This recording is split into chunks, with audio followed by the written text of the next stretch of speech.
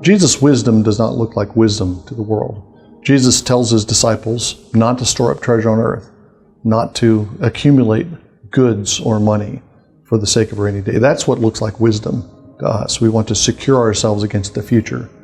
But Jesus says not to do that. The wisdom of Jesus, the wisdom of the kingdom, is not the same as the wisdom of the world.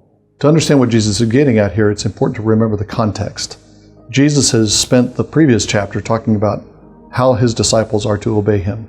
Among the things he tells them to do are to allow yourself to be defrauded, go the second mile, give to the one who asks, agree with your adversary quickly while you're in the way with him, turn the other cheek when somebody slaps you on the cheek.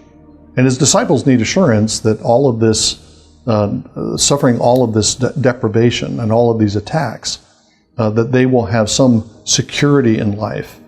And Jesus is telling them, you can trust that you will be taken care of, even if you turn the other cheek, even if you give to those who ask, even if you go the second mile. You can be sure of security, not because you're storing up treasures on earth, but because you're storing up treasures in heaven. The way that you do that, according to Jesus, is by obeying his commandments. That's how we store up treasures in heaven.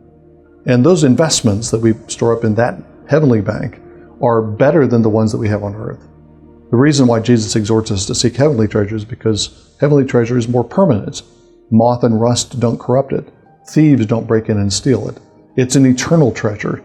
And as we obey Jesus, we can be assured that he will give us that treasure and he will provide for us. Jesus also warns us sternly about following mammon.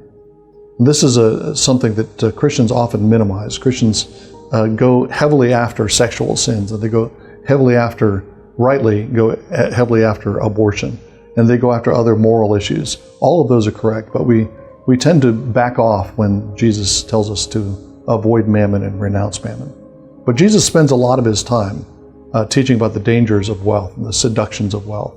Mammon can become a master. Mammon becomes a power that controls not only individuals and individual minds and psyches, but control entire cultures and entire nations. And Jesus says we have a choice. There are two ways before us.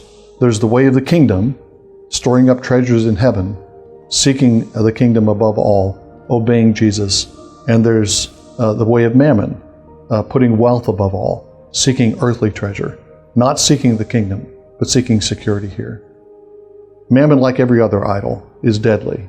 Mammon will fail us. Mammon will ultimately lead into destruction. And so Jesus is presenting to his disciples a way of life and a way of death. Seek the kingdom, store up heavenly treasures, and don't go on the way to death, greedily seeking mammon and worshiping at the altar of mammon.